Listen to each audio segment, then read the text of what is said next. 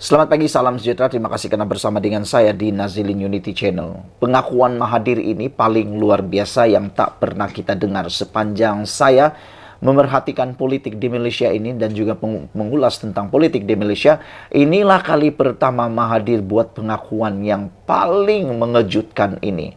Ada orang kata dengan pengakuan Mahathir ini, mereka kata Mahathir mungkin dah mula nyanyuk. Mereka kata mungkin dah mula terlalu tua untuk mengikuti politik di Malaysia ini. Apa pendapat kamu? Ini komen atau ini pengakuan Mahathir. Beliau kata Mahathir dakwa hilang deposit di Langkawi sebab rasuah. Kita tahu dalam PRU 15 yang lalu, Mahathir telah pun kalah teruk di Parlimen Langkawi. Bahkan semua rekan-rekan Mahathir juga pun kalah teruk dalam pilihan raya tersebut sampai semuanya hilang deposit. Dengan pengakuan Mahathir ini menjadi satu persoalan besar. Adakah ini satu pengakuan Mahathir bahwa beliau sebenarnya masih relevan dalam dunia politik? Apa pendapat kamu? Adakah ini pengakuan Mahathir secara tidak langsung bahwa kalau bukan rasuah dia akan menang? Jadi kalau begitu, ini juga satu pengakuan Mahathir, ada wujudnya rasuah. Mungkin ada wujudnya rasuah dalam pilihan raya melibatkan Parlimen Langkawi. Dr. Mahathir mendedahkan kekalahannya di kerusi Parlimen Langkawi pada PRU lalu adalah disebabkan amalan rasuah. Jadi dengan ini, seperti di Kuala Terengganu, keputusan pilihan raya telah pun dibatalkan, maka dengan itu, Mahathir sepatutnya bukan buat sidang media, bukan membuat pendedahan dalam sidang media tentang amalan rasuah ini. Dia patut membuat laporan kepada Suruhanjaya Pilihan Raya dengan segera. Apa tujuan Mahathir buat sidang media seperti ini? Ianya tidak ada makna langsung nak buat sidang media dengan nak buat petition. Petition itu berbeza. Buat sidang media dengan petition itu luar perbezaannya tak sama langsung. Dan adakah dengan tindakan pendakwaan ataupun tindakan pendedahan Mahathir ini akan membuatkan ahli parlimen di Langkawi itu akan menyaman Mahathir? Nah, baru-baru ini Mahathir dan Perikatan Nasional telah pun bersahabat melalui meja bulat, melalui proklamasi Melayu. Sekarang ini Mahathir mula menyerang pula ahli parlimen Perikatan Nasional yang menang di Parlimen Langkawi. Jadi di mana persefahaman antara Mahathir dengan kawan-kawan beliau yang sudah satu meja dalam proklamasi Melayu tersebut? Adakah ini akan menyinggung perasaan Muhyiddin kerana yang didakwa Mahathir ini adalah ahli parlimen dari Perikatan Nasional? Dan apabila Mahathir mendakwa ini, saya pernah bertanya salah seorang pengundi di sana, di Langkawi, kata Mahathir yang juga kawan saya, kenapa kamu tidak undi saya? Dia jawab, saya tidak beri dia duit. Wah, ini satu pendedahan yang patut Mahathir buat laporan dalam Suruhanjaya Pilihan Raya. Saya tanya lagi, berapa duit dia dapat, kata Mahathir. Dia jawab 100.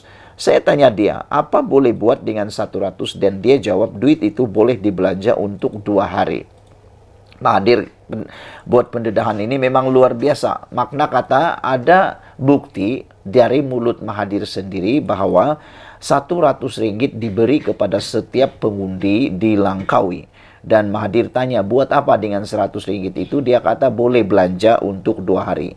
Pada pilihan raya lalu, saya hilang lebih 14.000 undi hanya kerana rasuah, kata Tun Mahathir lagi. Sejak akhir-akhir ini, Tun Mahathir banyak membuat dakwaan yang macam tiada bukti. Kalau betullah ada orang yang beri rasuah 100 ringgit seorang kepada pengundi di Langkawi dan menyebabkan Mahathir kalah disebabkan rasuah, maka cepat-cepatlah Mahathir buat laporan. Buat laporan di SPRM, buat juga laporan di SPR Suruhanjaya Pilihan Raya. Jangan buat sekadar sidang media di dalam utusan online ini. Saudara-saudara sekalian, bekas Perdana Menteri sebanyak 2 kali itu ditemui selepas menyempurnakan majlis penutup program kepimpinan perusahaan kecil dan sederhana di Yayasan Kepimpinan Perdana di Putrajaya. Mengulas lanjut, Mahathir berkata, pengundi seharusnya lebih bertanggung jawab terhadap negara dan tidak tunduk kepada politik wang. Yang ini saya setuju. Saya setuju dengan kenyataan Tun Mahathir bahwa pengundi harus bertanggung jawab terhadap negara dan tidak tunduk kepada politik uang. Kalau pada pendapat saya, politik uang dalam pilihan raya adalah perbuatan yang jijik dan memalukan. Kerana rakyat mengundi mereka bukan karena suka, tapi karena terpengaruh dengan uang. Rakyat pula sepatutnya lebih bertanggung jawab dan bijaksana macam yang didakwa oleh Mahathir. Kerana duit RM100 itu hanya boleh belanja 2 hari. Betul lah yang dikatakan oleh rakyat tersebut yang memberitahu kepada Mahathir. RM100 itu kadang-kadang tak sampai 2 hari pun. 1 hari boleh habis. Lepas 1 hari, habislah begitu saja. Jadi, Anda akan menerima pemimpin yang mungkin bukan terbaik selama 5 tahun. Habis RM100, kesannya selama 5 tahun. Anda akan merana selama 5 tahun, mungkin karena pemimpin itu tidak bertanggung jawab. Jadi jangan karena RM100 Anda tersilap pilih, tersilap undi. Dalam PR yang akan datang ini, rakan-rakan semua yang masih muda, yang belum pernah mengundi, yang muda-muda lagi, jangan karena RM100, jangan karena RM200, jangan karena pemberian uang macam yang Mahathir kata, Anda terbeli begitu saja. Murahnya undi Anda. Saudara-saudara sekalian, bekas Perdana Menteri sebanyak 2 kali itu juga mengulas, jangan buang undi sebab kamu dapat duit atau rasuah. Nasihatnya kepada pengundi menjelang PRN pada 12 Ogos nanti. Pada PRU 2022, Mahathir yang menerajui pejuang selepas disingkirkan oleh Presiden Bersatu Muhyiddin Yassin, bukan sahaja tewas di Parlimen Langkawi, malah turut kehilangan wang depositnya. Dia sekadar meraih undi sebanyak 4.566 undi. Kerusi tersebut telah dimenangi oleh calon Perikatan Nasional PN Muhammad Suhaimi Abdullah dengan 25.463 undi. Jadi dengan ini beliau telah pun mengalahkan Mahathir Mohamad. Bahkan Mahathir sendiri kalah oleh 2 calon yang lain daripada Barisan Nasional mendapat 11.945 undi, dan Pakatan Harapan juga telah mengalahkan Mahathir Mohamad dengan 5.417 undi. Makna kata Mahathir ni, kalau kata dia kalah oleh rasuah, boleh jadi persoalan. Kerana Mahathir bukan dikalahkan oleh hanya 1 orang calon daripada Perikatan Nasional, tetapi Mahathir turut kalah daripada Barisan Nasional juga Pakatan Harapan. Tapi ialah, saya setuju dengan satu perkara yang Mahathir kata ini, yaitu kita sebagai pengundi haruslah bertanggung jawab dan jangan buang undi sebab dapat duit rasuah. Itu nasihat Mahathir kepada pengundi. Saudara-saudara sekalian, sebelum ini Mahathir mendapat 18.000 undi pada tahun 2018. 2013, Mahathir tidak bertanding di kawasan Langkawi, dimenangi oleh Parti UMNO dengan 21.407 undi. Saudara-saudara sekalian, itulah keputusan terkini daripada kita semua yang mengejutkan kita apabila Mahathir buat dakwaan. Dia kalah, hilang deposit di Langkawi sebab ada rasuah. Kita jumpa lagi, bye-bye. Selamat pagi, salam sejahtera. Terima kasih karena menonton channel Nazilin Unity. Ini keputusan terkini daripada mahkamah berkaitan dengan akaun Bersatu yang telah pun disita oleh SPRM. Wah, ini yang kita tunggu-tunggu. Saudara-saudara sekalian, pilihan raya yang mendatang ini memerlukan keuangan yang paling banyak. Tapi dengan adanya penyitaan uang Bersatu ini, menjadi tanda tanya kita. Adakah Perikatan Nasional atau Bersatu masih mempunyai dana uang untuk membiayai belanja pilihan raya? Kerana uang di dalam akaun Bersatu itu mempunyai nilai yang banyak. Bukan 2-3 ringgit, bukan 1-2 ribu, bukan 100 ribu, bukan 200 ribu. Tapi banyak uang diperlukan dalam pilihan raya.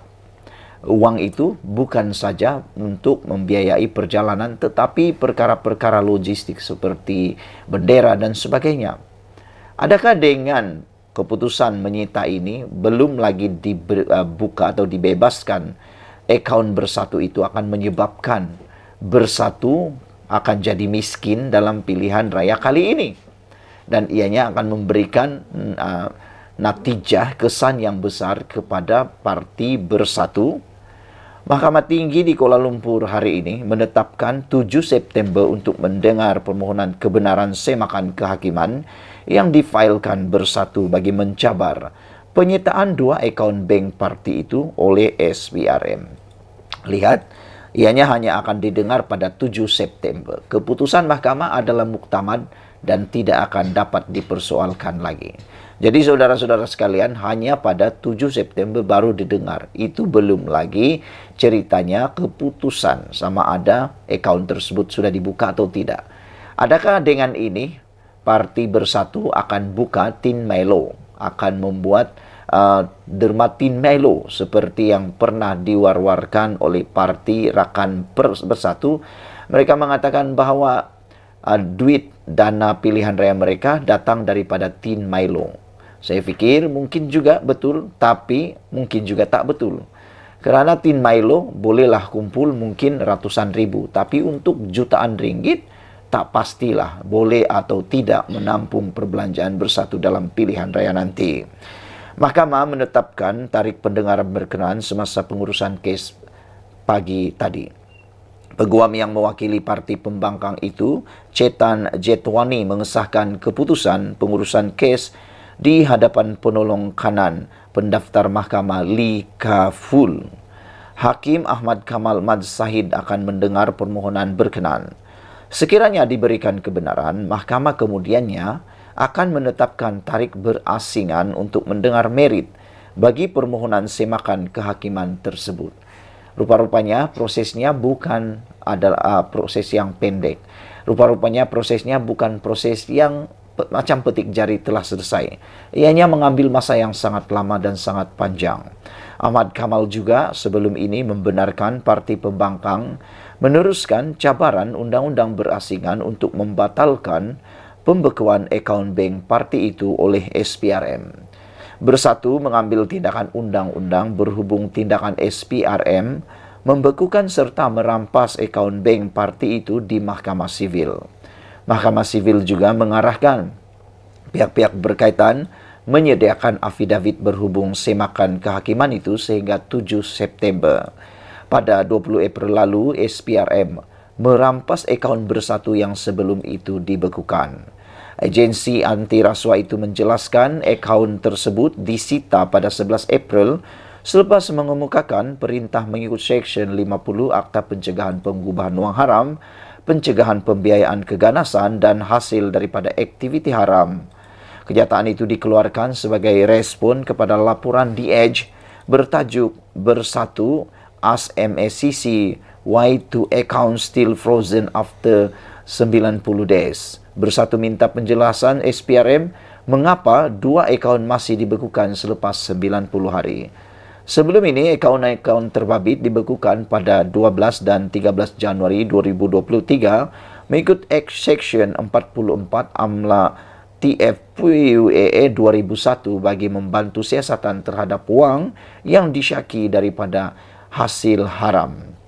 Susulan itu, SPRM telah melaksanakan tindakan sitaan tersebut pada 11 April 2023 berhubung siasatan dan pertuduhan terhadap Presiden Parti Pribumi Bersatu Malaysia Tan Sri Datu Haji Muhyiddin bin Mat Yassin di bawah Akta Suruhanjaya Pencegahan Rasuah 2009 dan AMLAT FPUAA 2001, kata agensi itu.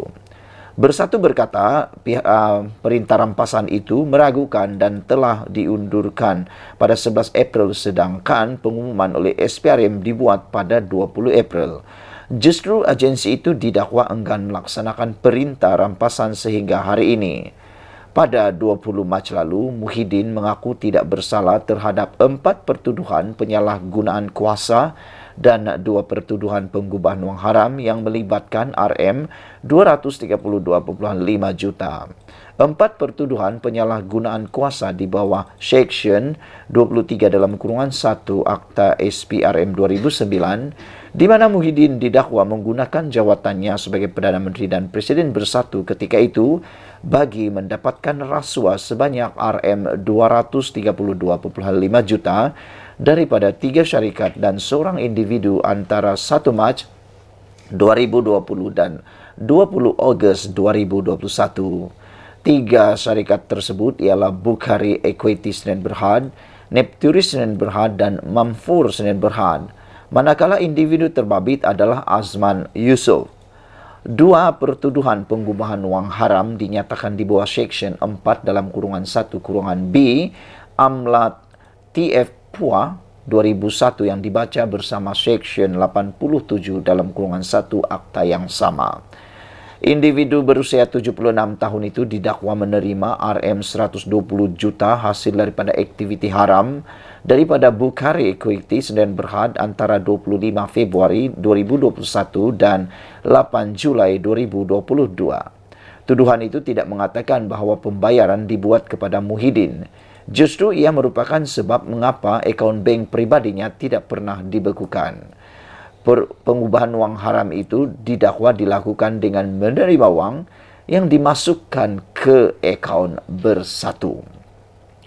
Menurut portal web rasmi Bank Negara Malaysia, pengubahan wang haram ialah proses menukar wang tunai, dana atau harta yang diperoleh daripada aktiviti jenayah untuk dilihat sebagai sah.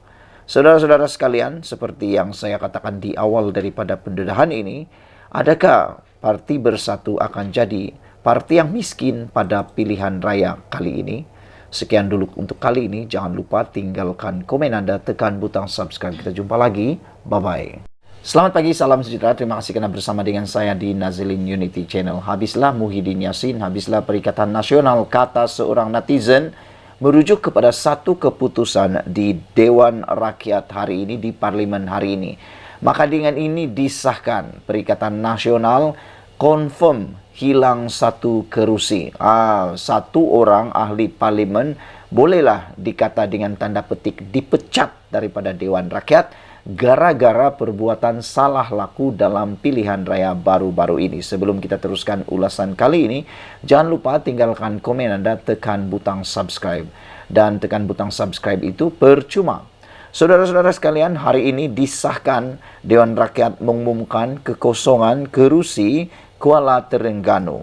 Speaker Dewan Rakyat Johari Abdul hari ini mengumumkan kekosongan luar jangka bagi bahagian pilihan raya Parlimen P36 Kuala Terengganu. Saya telah menerima suatu surat bertarikh 13 Julai lalu daripada pengerusi SPR yang memaklumkan bahawa selaras dengan perkara 54 dalam kurungan 1 Perlembagaan Persekutuan telah berlaku kekosongan luar jangka bagi bahagian pilihan raya Parlimen P036 Kuala Terengganu. Ini berikutan penyandang jawatan Ahmad Amzad Mohamed alias Hashim yang tidak mengemukakan sebarang rayuan yang berakhir pada 11 Julai lalu selaras dengan Section 36A Akta Kesalahan Pilihan Raya 1954 kepada pihak Mahkamah Persekutuan, katanya. Sehubungan itu, Johari berkata pihak SPR akan mengadakan satu pilihan raya bagi mengisi kekosongan tersebut dalam tempoh 60 dari tarikh kekosongan berkenaan. Saudara-saudara sekalian, dengan ini ada beberapa penganalisis politik dan juga pengkritik politik mengatakan adakah PAS bersetuju bahawa dengan keputusan ini PAS mengiyakan bahawa wujud rasuah, wujud sogokan dalam pilihan raya melibatkan PAS. Kerana dengan tidak mengemukakan rayuan tersebut, maka mereka bersetuju bahawa sah ada kesalahan rasuah dalam pilihan raya membabitkan ahli parlimen ini. Dan ada juga netizen ataupun penganalisis politik mengatakan dengan tidak adanya rayuan mereka begini, mereka mengatakan sah bahawa bekas ahli parlimen yang telah kalah kerana dibatalkan kemenangan ini melakukan kesalahan sogokan alias rasuah ketika pilihan raya kepada para pengundi. Mereka bertanya, adakah ini adalah kesalahan yang patut diambil dikira sebagai kesalahan biasa oleh SPRM dan SPRM turut perlu mengambil tindakan yang sama. Kata mereka kalau tidak nanti akan berulang lagi perbuatan merasuah pengundi sehingga perkara ini akan berlaku lagi. Jadi saudara-saudara sekalian, ada yang mengatakan bahwa ahli parlimen yang telah pun didapati bersalah ini dan tidak pula merayu, perlulah diharamkan penyertaan beliau seumur hidup di dalam pilihan raya dan tidak lagi dicalonkan semula dalam pilihan raya, kata mereka. Apa pendapat Anda semua tentang pendapat netizen tersebut? Adakah Anda juga sependapat dengan mereka? Kalau saya setuju. Saya setuju sesiapapun, tidak kiralah apakah parti politiknya dari kerajaan atau pembangkang, kalau didapati bersalah dan mengaku pula secara tidak langsung mengaku pula bahwa memang wujud rasuah dalam pilihan raya tersebut, sugukan dalam pilihan raya tersebut, perlulah ahli parlimen itu atau calon tersebut diharamkan seumur hidup untuk bertanding dalam mana-mana pilihan raya lagi. Ini sebagai hukuman yang paling terbaik untuk beliau. Lagi pula, perbuatan rasuah itu tidak kiralah apa niatnya, di bahagian manakah, apa caranya. Kalau ia rasuah, ia tetap rasuah. Tidak ada kata rasuah itu hendak niatnya nak buat ini, nak bantu itu, dan sebagainya.